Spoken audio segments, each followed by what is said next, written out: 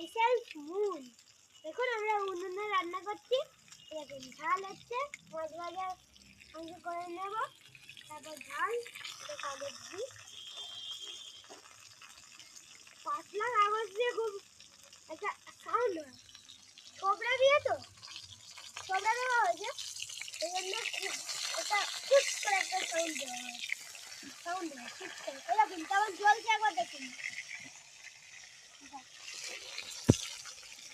দেখুন এরকম কেমন জ্বলছে একবার দেখুন আগুনটা। আর হাতে চাপ লাগে, এই গরম দিন কাটতে। তো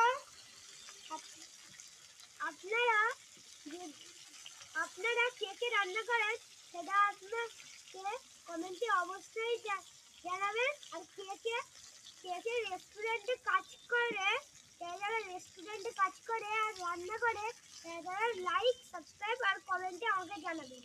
টাটা।